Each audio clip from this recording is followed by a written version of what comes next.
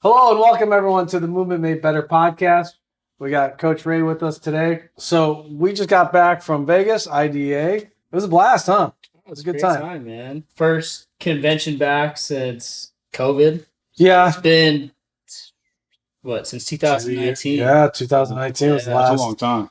It's a long time. It is. It is. And we saw the numbers, actually. We saw the effect of it. Mm-hmm. The Expo was probably the smallest I've seen. Yeah. At IDA. It was still good, though. Attendance was still good. Traffic. Yeah. So it was good to see that we're getting back out of the virtual. Expos, trade shows are great, but kind of doing them virtually probably leaves a lot to be desired, I would assume. Yeah, it doesn't work. Well, specifically for us, it doesn't work very well because we need people to get a feel of what's going on with the stick and what we do. Right. It's not like we're giving them empirical data studies where you can talk to somebody, on camera and say, okay, well, here's your graphic. I'm going to share my screen with you. You got information. So just absorb it, learn it, put it into your program or whatever. For us, we need that kinesthetic learning, right? It's hands-on. And so it was great to get sessions. Sessions were packed. So thank you, everyone, if you're listening, who came to the sessions. If you were IDA, thank you very much for that. That was awesome. It was great to have filled classroom. So it was fantastic. And I think the response was pretty good. Yeah. Feedback seemed pretty good. So we're definitely looking forward to next year's IDA World down in Southern California. So we'll be there for that one. Ray over there, too. Yeah, we're going to get Ray there. So next year, if you do want to see Ray, we're going to drag him kicking and screaming down to Southern California with us. So that way you can see him in person and see that you can have muscles and still be mobile, folks. And despite this camera angle, He's a lot bigger than us. He's a lot bigger than us. We put him back there for angles. Yeah. You know what? Oh, well, here's a weird We thing. switched spots, man. We look tiny. It looked like Colossus. We look Did you? Okay, I was this year's old minus a few days when I learned that when you take a picture, you're supposed to hold the camera down here. Huh? What? Right? You hold the camera here, not up here. Huh? Yeah. Tell me about it. So Carmen Poyo, I met her. She's from Ontario. She works with Mark Liebert, and she's got her own facility up there. Great person. We finally met in person for the first time. We social media, emails, all sorts of stuff. But we took a photo together, and the gentleman with her, he had the camera down here, and I was like, wait, what's going on? And he's like, no, this is where you hold the camera when you take a photo. It makes you look taller. Yeah. I was like, Camera tricks, no man. shit. I was like, oh. So he's like, no, hold the camera here. Well, it's like when Debbie was telling us a story about when she ran into Nicolas Cage. Yes. Yeah. He was like 5'7" or 5'8". Get the But the way they hold the cameras, right? No way. Yeah, the way that that was like 6'1", maybe. right? Like, They always make them look taller, hella right? tall. Right? Well, that's the same way we know Tom Cruise is short, right? Right. But the way they shoot it so he looks taller, right? Yeah. But so I was right when he was taking the photo, I was like, and he was telling me about why they do it. I was like, oh, Hollywood, it's little tricks of the trade. Yeah. And when you're used to using cameras and stuff, which I'm not used to, Mhm. I know the face says cameras, but but that type of, I was just all like, no shit. And so it was interesting when he showed me the photo. I was like, I kind of look tall. I was like, well, holy shit, this is my new secret for taking photos. So Now- by your ankles. Yeah.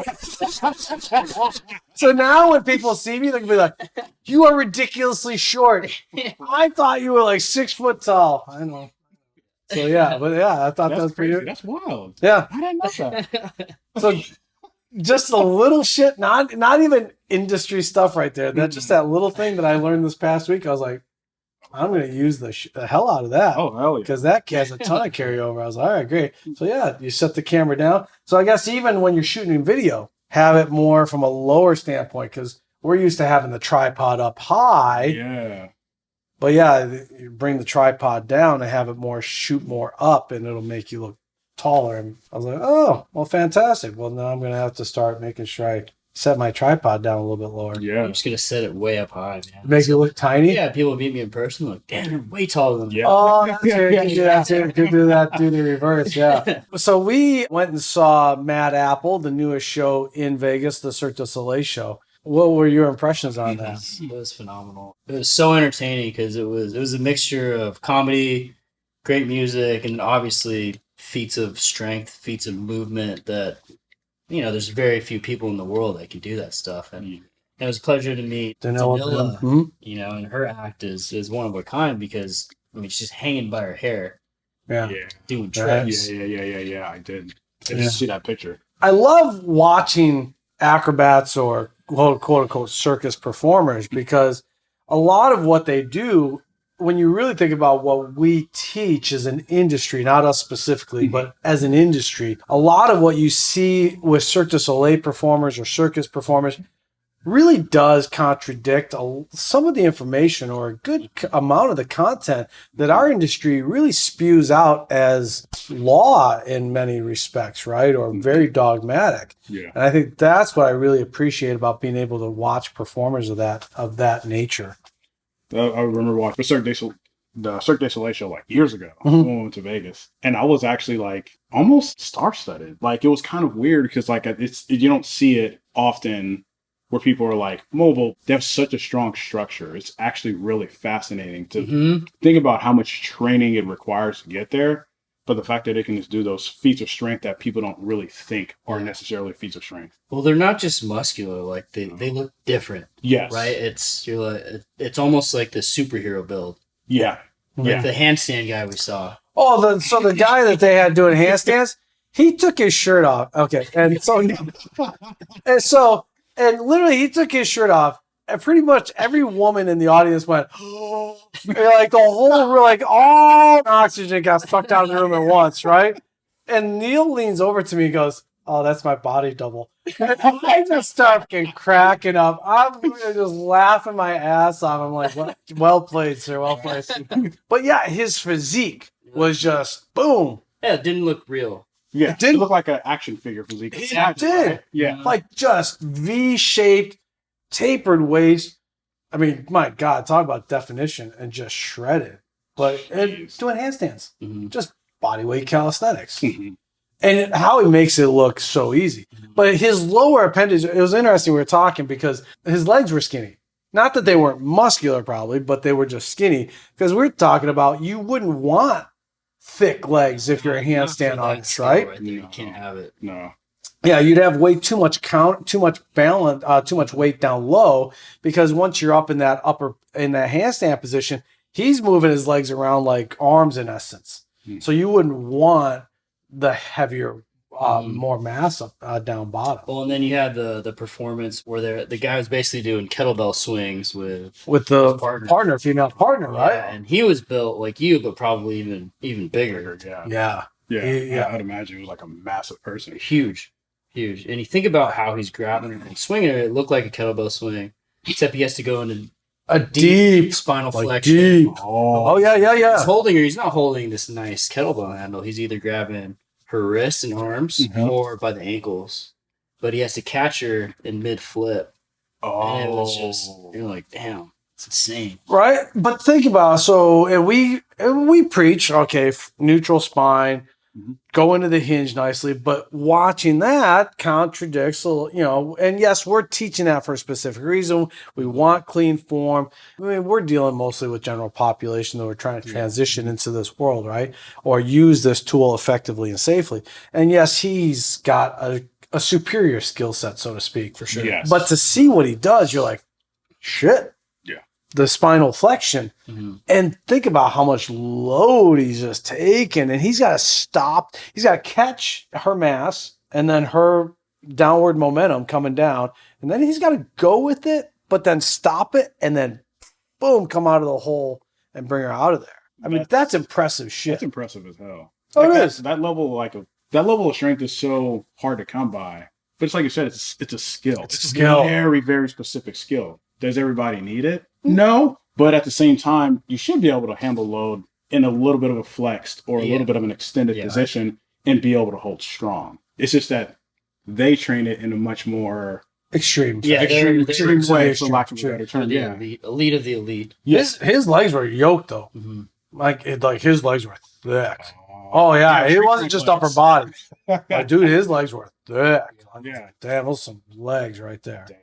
because you got to have that. I You mean, have to, yeah, dealing for with that, like those little legs got to be driving. Well, and the other couple that were there, so there were two couples out there. So it was him and her up top, and then they had another couple down bottom that were built differently. I mean, you can see the difference in structure, the way they're built. Much leaner, a little bit taller. Yeah, they were doing more of the aerials. They were doing the aerials. And so what was interesting was that at the one point, they were single arm, rotating around each other. But you think about, even with putting your hand through a loop and holding that, think about how much velocity and momentum that your shoulder has to be able to. Well, because you can't just hang passively. No. You have to load your musculature. Right? And then they're rotating around that, and you just watch that, you're just all like, huh. So I think it's different for us and from what we do. I mean, I think we view that stuff in a slightly different perspective than the average person that's there, right? The average person is just as impressed. Yeah. But do you think we're just impressed a little bit more than them? I think so, because we're looking at like, wow, this is what's actually happening in the body for them to do this. Right? They're just like, that's insane. Like, I could never even think about doing that. Yes. Yeah. Right? And we're looking at it like, maybe we could try it. Like, I'd love to. How do you even train to have that ability? Yeah. That's like the very first question that comes to mind. It's like, where do you start at to get to that? Yeah. How far does your training have to go to get to that level? It's kind of overwhelming when you're looking at it from that perspective. It's like, damn, that's a lot. And it's not, it's a lifestyle. It's not even training, man. That is your life. Yeah. It was interesting because like when Janila came out, I think she was like the third or fourth act. And so we knew about her because, we follow her. But pretty much a lot of the other people there probably had never seen her. It was first time. Yeah. Right. And so when she comes out, and she's about 5'2", she's right about 5'2". Probably weighs about 100, 110, right about that figure, whatever. She's very muscular. And here she attaches to a bun on her head. And then off the ground she goes. And so then right away, people are like, oh, what? And so that's just her just coming off the floor. Right. Then she starts to go into the swinging and the rotating. And what's kind of funny at the show, they have an actor who's playing like a New Yorker. And he's at the beginning, he's like the warm-up guy for the audience when you walk in. So he comes back out after her segment. And his thing is like, he said exactly what I think we all ask, or we're all thinking the first time you see her do that. And he's like, how the do you come up with that idea? Yeah. Right? Yeah. And I remember when Sherry and I first watched her on AGT, that's the very first thing that popped into my head was, how the hell do you discover that? Because that's something I've never seen it before. Not me personally. No, me, that's the first time. Yeah. So it's the first of its kind, it seems like. Yeah. And when she's rotating, I mean, it's not a slow rotation. I mean, she gets turning, right? I think the back bend, when she goes into the full back bend and then she gets lifted up, that's impressive shit. Oh, yeah. She gets into a full back bend, crazy. Her legs, and then right off the floor. That's why you see it, why her musculature in her back was so developed too. I was going to ask that. It's like, how different was her build compared to some of the other performers? Yeah, she was muscular. Oh, she was muscular. Yeah. She's very muscular. Yeah, she's been doing it for a long time. Yeah. She's got 20 plus years of doing what she does. So she's been doing it a long time. I believe she was a gymnast before that. So I think the transition was relatively easy. So, but phenomenal just to watch her. I think what's interesting too is even something is like we've seen before is juggling, right? But the little nuances that they do differently with the guy that was doing the juggling for them, for me, I don't know. I've never seen it, but with the hats. Yeah, that's pretty cool. The fedoras. Like he was juggling fedoras and they're going out away from him and they're coming back toward. Like, I thought that was fascinating. Yeah. So he's juggling, but it's not just straight up. Like, you can see that he was throwing them out. And the rotation he was putting on them, they were coming back to him almost like a boomerang.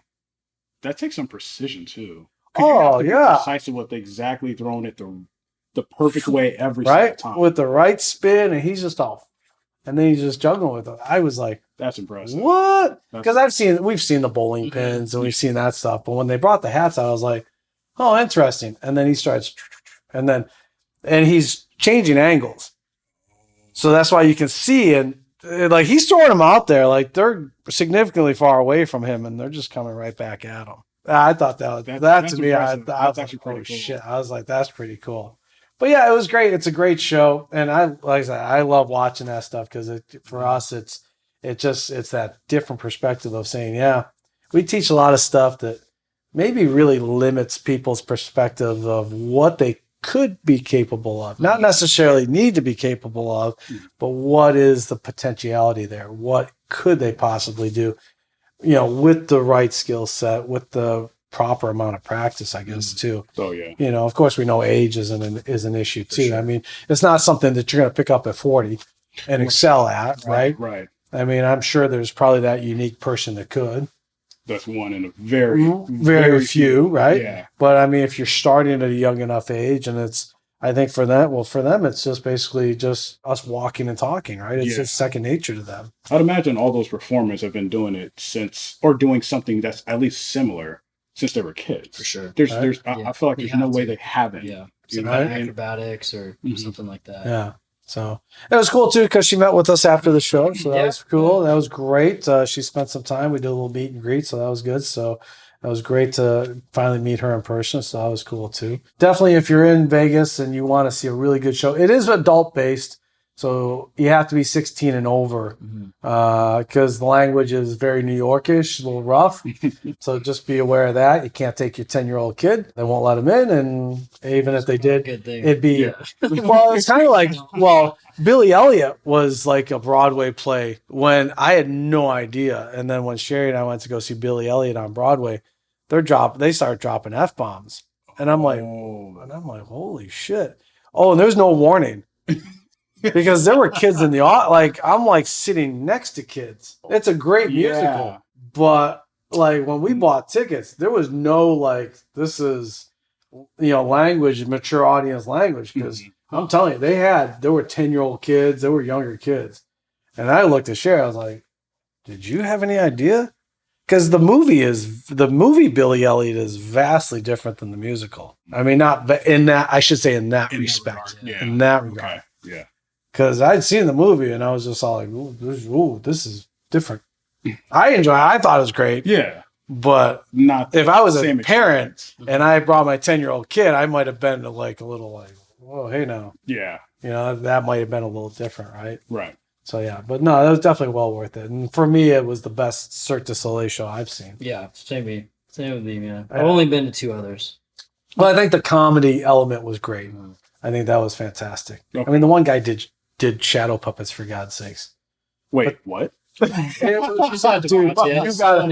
unexpected. I've never dude, the fact that somebody's hands can do what his hands were doing, you're like, kind of coordination. Dude. No. That sounds, I'm not gonna lie, it sounds legit. Yeah. Oh, no, it is. Yeah. It is. Like, he comes out, and then one of the questions he asks, he says, anybody here like Broadway? And of course, people are like, yeah. And I'm like, yeah. He goes, okay, I'm going to do my tribute to the greatest Broadway show ever. And I'm like, okay, I'm waiting to see what he says, right? Yeah. What's the greatest Broadway show ever, right? He goes, Lion King. And then this cloth drops down, right? Mm-hmm. And I'm like, okay, well, let's see where this is going to go. And then the lights go out. You can see the cloth. And all of a sudden, boom, this white circle pops up. And I lean over to Neal and I go, is he going to do shadow puppets? And sure as shit, he gets in front of the light. The music, it was fantastic. Okay. It was, okay. And all the animals. That's what's incredible. He's doing a ton of different animals, and you know what each one is. Dude, that's actually impressive as hell. It was. That's actually impressive. Like, he did an ostrich. What? Yeah. Yeah, it's kind of nuts, too, because he's using his head in there. Yeah. So afterwards, I'm like, I wonder what his parents thought when he was in his room. Right? A little light on. He's got his hands over his head, making all these different shapes. Right? Like, are you kind of worried about your kid? Yeah. You're like, do I need to get counseling? Or does my son need to get outside a little bit more? Right. But now he's making a job of it. Like, hey, mom, hey, dad, I'm working for Cirque du Soleil. Oh, yeah, what are you doing? Shadow puppets. Okay. But yeah, whatever. But fantastic. But everyone on that show was so multi-talented. They were, everyone was acting. Everyone had some kind of comedy. Yeah. and then whatever physical skill they had too. Okay. It was with the more mature focus on the audience, and really none of the other Cirque du Soleil shows really.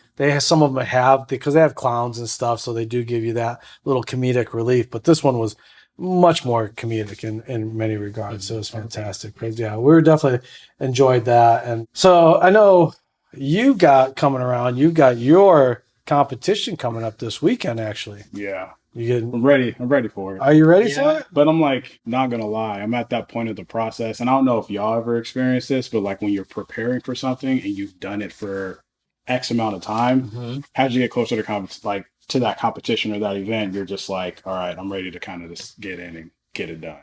And that's kind of where I'm at currently. But the prep has been going good. Been actually pretty happy with it. So this is actually the first time I've actually trained for something in like 8 years. Okay. It's the first time I've actually Wow. dieted in Yeah. like 5 years. And so it's been different. Been a different process, but I appreciate the process because it's kind of put me back in the shoes of what it's like to be on the end of working on specifically just performance. And so when I made the program, it actually took me a while. It took me a few hours to do it because I had to kind of go through my own mind of like, all right, what are my weaknesses and what do I want to bring up? Instead of going to like what the program, there's dozens and dozens of programs that anybody can follow online. Yeah. But my problem with that is it's just arbitrary. So good point. It's based on a general scope, not a specific scope. And so when I was making my program, that's what I was looking at is like where are specifically with certain movements or with certain exercises, how much volume do I actually need for that week? How much volume do I need per session? Where are my weak points in my exercises and what are drills or things that I can do to kind of improve it? And so that process took me a minute to kind of get down. Yeah. And I stepped away from the program for a day or two, came back and finished, and I was like, okay, now I know I got exactly what I need. So that process was actually different because when I did the last competition, I didn't program for myself. I actually went off of somebody else's program. Okay. Oh, okay. And it was fine. It was fine. It worked. But first of all, I got hurt after that competition. So I had shoulder impingement on both my shoulders. Oh, shit. Yeah. Damn. And it took me a few months to come back from that because I was benching like 4 times a week. I wasn't doing nearly enough pulling exercises. Yeah. I think I was squatting 3 times a week. And so I was basically burnt out. Yeah. So by the time competition came, I did okay. But at the same time, like, I fucked myself up, basically. Yeah. And so with this prep, I was a lot more conscious of it and being aware of how I'm feeling on a week-to-week basis. And so I don't like very rigid programs. I'm not a person. Personally, I'm not a fan of that. But I left room. So I kind of did a skeleton program and I still base that off of how I'm feeling for that day. Yeah. So instead of being like, all right, I need to be at 85% for 3 sets of 5, it's more like I need to be 85% for 3 sets of 2 to 5. Yeah. And my sleep, nutrition, so on and so forth has a lot to do with how I perform that day. Well, and then you're taking into account like how many hours am I working a week too? So where do I fit this training in? You know, I know that was the last month or almost 2 months ago, you just put your membership on pause for climbing. Yes. To really dial in everything. I had to, as much as I love climbing. That was the other aspect I didn't like about training was that I had to stop doing the fun shit that I like to do. Oh, like the shenanigans. Right? Yeah. You got it. You've got, yeah. Climbing, I kept that in for a little while, but I had to come back on that at some point too. For sure. And so where I appreciated the program, it was fun, but I had to like really kind of dial those things in. And so I worked around my work schedule, and sometimes my training sessions were short. Like upper body days typically is like 45 minutes. Okay. That's fine. Really? Yeah, because I don't do a whole lot in terms of like presses and pulls. I do enough to get the stimulus I need, and then I'm done.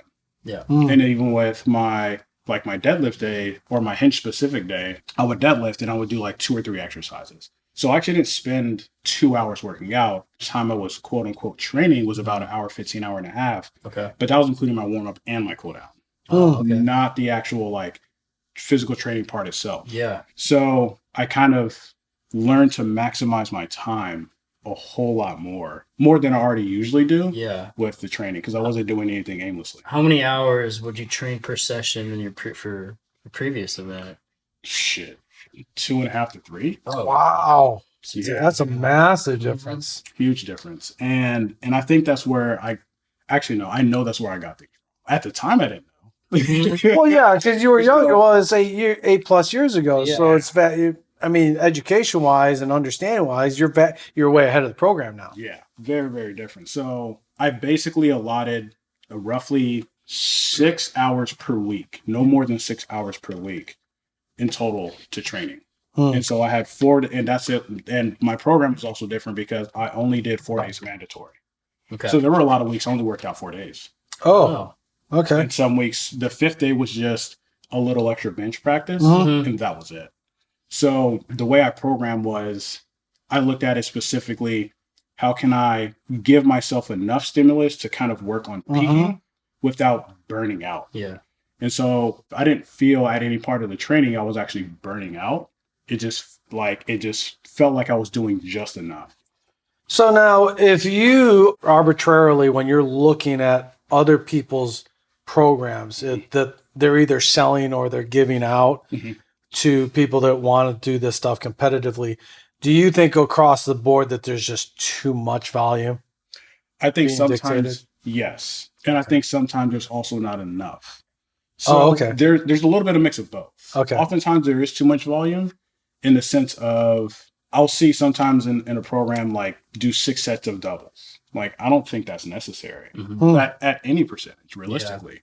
Your the intensity that you're going at, the reps and sets should match that in the sense of it shouldn't be a 10 out of 10 by the time on your last set, which is another thing I was keeping track of the entire time too, was how hard was my last set compared to my first set. Okay. And it never jumped any more than a point. Okay. So if my first set was like a 7 or 7.5, my last set was still at about a 7 or 7.5 for most of my exercises. Okay. As opposed to going from like a 7, 8, 9, and actually, etc. So it never actually kept building, but I stayed very consistent where it was at.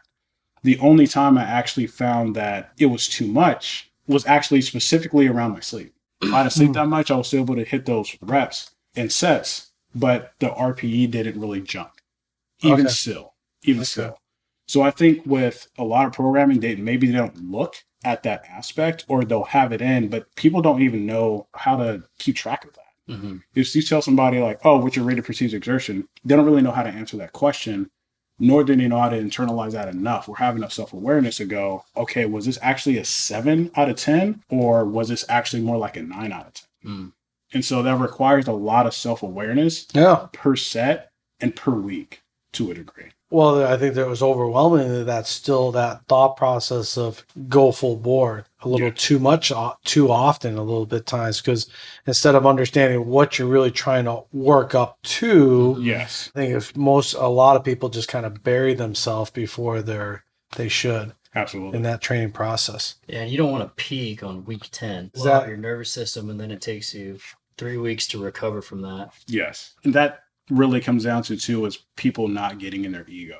That's a big one, because some days you come in, you're like, all right, cool, like this feels easy. It feels like I can go up more. That's where people get in trouble. In my opinion, is they get a little bit too gun happy or trigger happy, and they'll be like, all right, cool, I'll make another jump, and then it's like, okay, well, your one workout where maybe that workout you have the ability to make that jump, you're applying that to every workout now. So now you just basically up your entire program, and now your system is trying to find ways to adapt to it, and it can't in that short period of time. Yeah, it's funny you said that, because Carl's new book, Whiteboard Daily, the new book, in the back, it has on the one page it says leave ego at door. Yes. Like, oh, that is such a great freaking acronym. That's the best. That's best. It really is. I was like, I like that. Leave ego at the door, because that really is. I think because in some days in the program, like you said, you feel really good, but doesn't mean you should boom. Like, stay within the program, stay within your structure. Yes. I think the other thing too is when you're looking at somebody else's program, are they taking into account life? No. Right? Like shit happens, and they're saying, okay, you need to consistently stay at these intensities and these loads, but you may go into the gym and your body is saying something completely different. Right. Yes. But yet I think too many people are ingrained with saying, no, I need to stay on point. And instead of understanding, well, I'm actually doing worse than I would be doing if I just listened to what my body's saying. Absolutely. And that's where I feel like having the ranges within a program works better. Mhm. At least it's what I found. Even when I made programs for clients, they do better within a range. And so if it's harder to step back if your program calls for 85% at X amount of reps and X amount of sets. But if you give somebody a range, that gives them the ability to go, okay, I'm not really feeling that good today, or I'm not really feeling that strong, or maybe something's a little off, so I can adjust that percentage based on this range and just work with that. So people tend to, I feel like people tend to do better with that as opposed to having something super duper rigid. Now, granted, there are people who need that rigidity. Absolutely. Yeah, it's very true. Yes. But for the majority, I think it's a little different. You know, I wonder if some of the generic programs too, with the really high volumes, are made by guys that are doing a lot of PEDs. Yes. Because that's a completely different program, Yes. right? Like, you can't recover like that guy. No. Yeah, it's a great point, right? So if you are doing PEDs, then yeah, you can handle more. But if you're not, then yeah, you need to be able to take that into account, which I think the average novice person doesn't take that into account, right? They're looking at the author and not really considering what he or she is doing, not when they're not in the training room, right? What are they doing outside of the training room? And if you are using PEDs, and that's why I like authors that are honest and say, look, I do PEDs. This is my gig. This is what I do. You know, like Juji Mufu, he doesn't hide it. Juji Mufu's like, Larry Wills doesn't hide it either. It doesn't. Yeah, Larry Wheels. I think these are guys that, if you're going to do that, these are the guys that you want to listen to because they're just being honest with you. They're not bullshitting you. They're saying, yeah, we do this shit. We look this way. We lift this way because of the stuff, not only the effort we put in and the diet. That's a large part of it. Yes. But yes, these PEDs are helping us out. It's the people that just refuse to admit it for whatever reason, which is nowadays, folks, it's dumb if you're not admitting. Nobody gives a shit. Yeah. Nobody cares unless it's a violation of the rules. Right. Then yes, okay, then it's different. But in the world of powerlifting and things like that, it's not like people don't know that shit doesn't go on. Right. Even in tested federations, people still use PEDs. Right.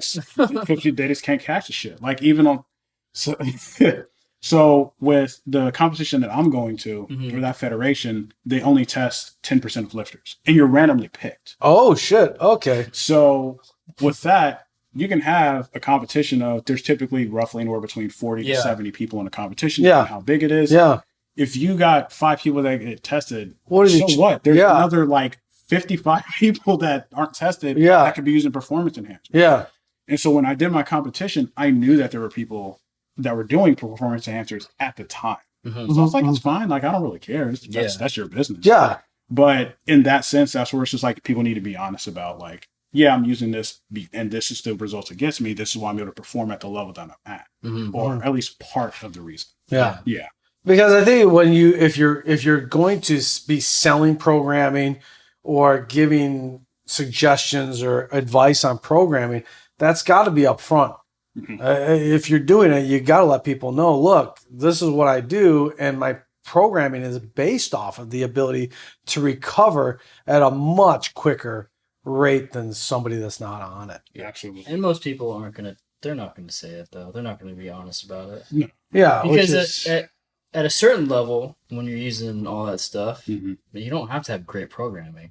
No. Yeah, because you can overcome. You can kind of have a halfway decent program and still get some results off of it. Right. And but for the average lifter, That's not gonna cut it. Yeah. And and the other aspect too is some lifters think that they're at a higher level than they really are, which is kind of interesting. Oh yeah. Because they instead of being like, okay, I'm probably more like an intermediate, they think they're at an advanced. Oh, okay, gotcha. Well, that's the protocols for the levels of that you're at as a lifter, they change. And so it's like if you think that you're an intermediate lifter, but you're really novice because you've only been lifting for through two to 3 years, and you work out once or twice a week or 3 times a week, that's not the position you want to put yourself in, because now it's just like you didn't do what was fitting for you at that point in time. Interesting. As far as diet wise, in the last couple of weeks, what have you been focusing on in the last 3 or 4 weeks? So Not eating too much. I am not gonna lie.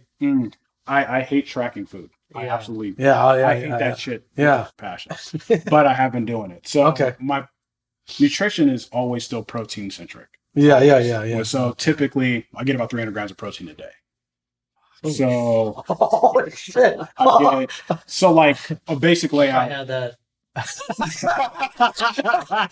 Friday night. Yeah, Friday night, probably about You know, so like it's just me just tracking everything. So basically like my first meal will be like fire yogurt with some protein in it. Okay. And then my next meal after that will typically be like chicken or steak. And then I will have another chicken or steak meal. Some days I would incorporate carbohydrates. Some days I would not, just based on how I'm feeling and what I'm doing the next day. Okay. So my protein intake is always consistent. That's always consistent. Where I had to control was the fat.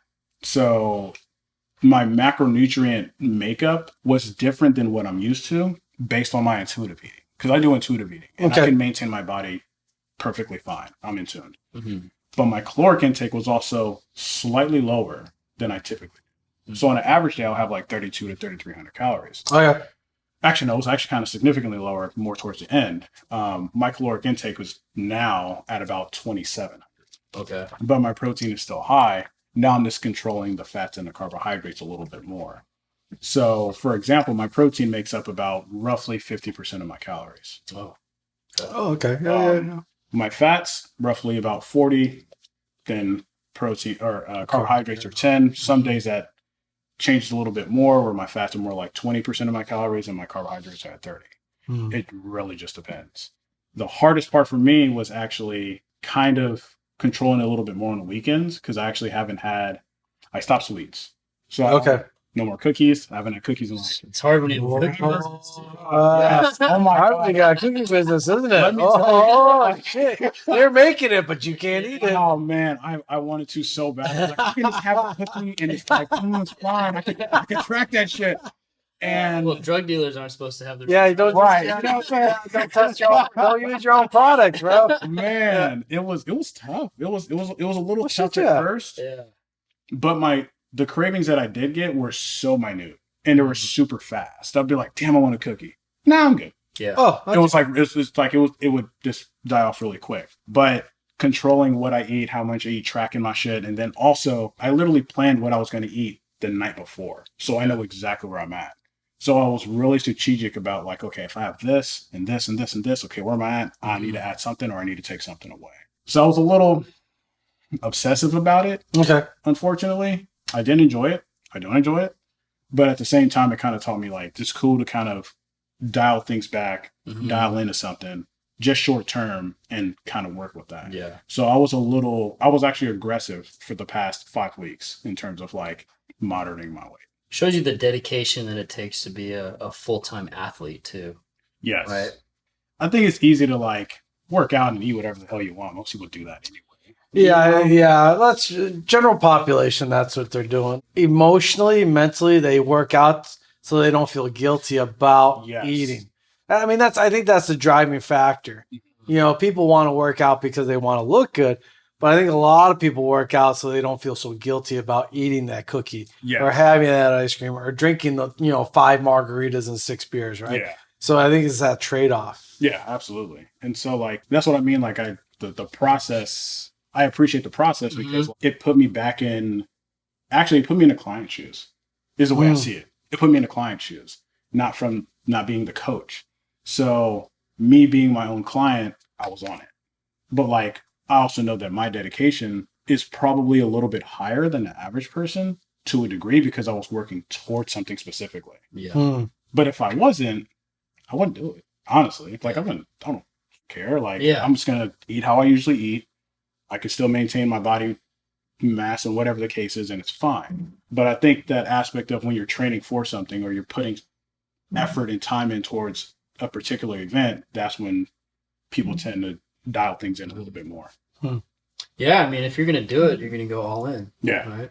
Like I don't like halfway doing shit. Like I want to make sure I can do the best. Well, yeah, because I mean, this is you don't want to show up and really be like, well, that was a waste of time. Yeah. I mean, what's the point? Right. Right. I mean, I assume so are you looking to set PRs this weekend?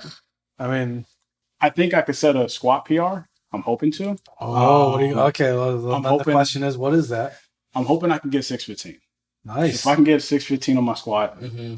happy. Okay. My bench sucks because I just don't practice. I haven't practiced bench all that much for quite some time. Okay. And so if I can hit 418 or 422, somewhere around there, Okay. deadlift, that's where it That's gets where- interesting. So Oh, really? I think I'll do well, but I'm choosing to do conventional. I'm not doing sumo. Okay. Okay. Just for this competition. Okay. So I just want to see how well I do. Okay. I'd hope I can get 700 with conventional, 700 plus. I program for 710, Okay. but we'll see. We'll see. I hope I can manage to get over 1700 total, which would be over 60 pounds more than I did when I competed last. And I was also 25, Were you heavier? about 20 pounds heavier, Okay. 20, 25 pounds. Oh, heavier. shit. Really? Significant. Oh, that's significant. Yeah. Wow. When's the last time that you actually did all 3 lifts in one day? Long time. So, Long time. because that's another factor there. Yeah. And so that is the other aspect I'm like planning for Mhm. is what I'm going to do in between lifts. Because you basically get the competition takes course roughly over about 5 to 6 hours of actual lifting. So that's a long It's time. not Yeah. long time. But the in between, kind of eating, snacking on something in between Mm-hmm. and making sure that I'm like actually like relaxing enough to kind of let my body and system kind of calm down a little bit before Mhm. going to the next lift. Yeah. That's going to be the thing. But as long as I don't fail anything, I'll be fine.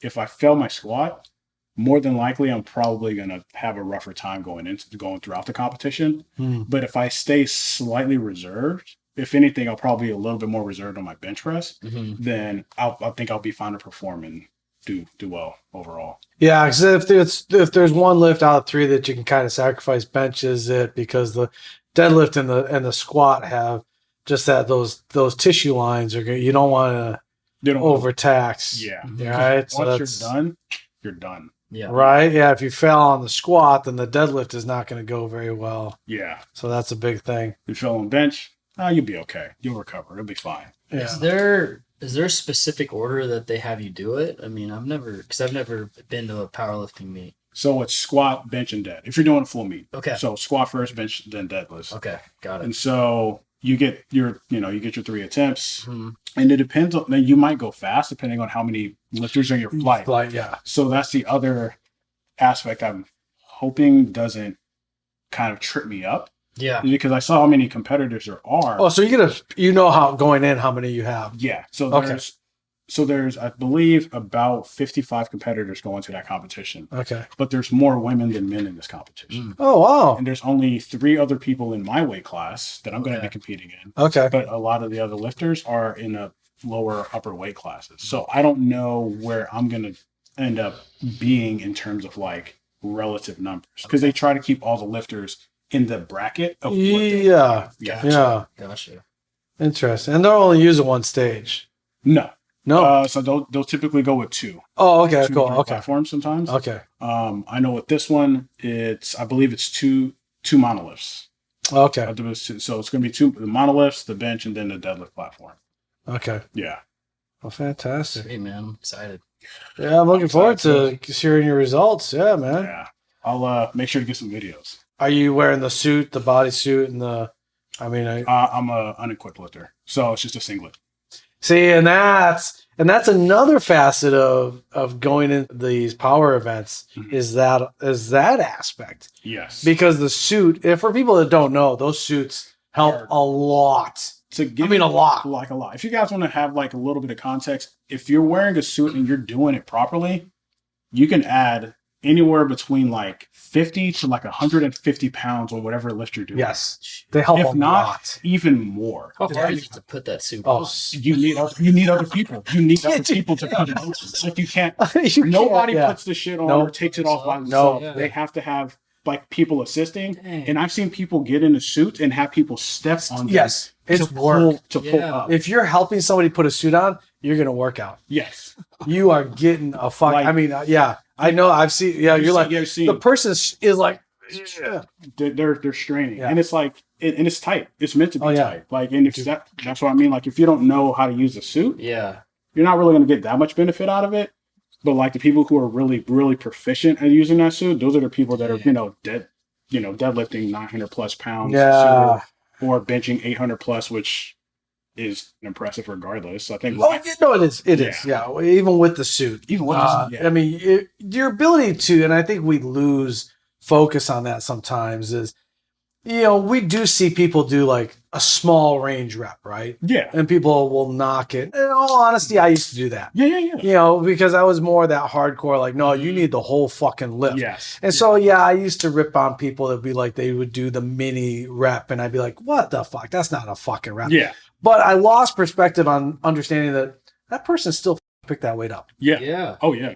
You still unracked 800 pounds. Yeah. Put on your back. You still unracked 800 pounds. Because think about if you tried to do a quarter squat with 800 pounds. I would get crushed. Yeah, I would get crushed.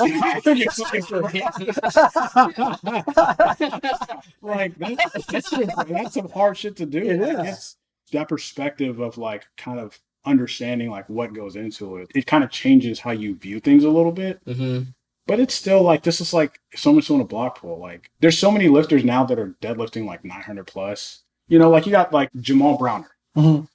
And she's a sumo deadlifter. This dude deadlifts over 900 pounds and it looks flawless. Actually, I think he deadlifted over 1,000 pounds from the floor. And that's impressive as shit. But there's people who still do movements like that or practice certain parts of the movement where, it's a lot heavier and sure, they're not doing a full rep, but they're still practicing ranges that either they're not strong at or as strong at or things that they can improve on.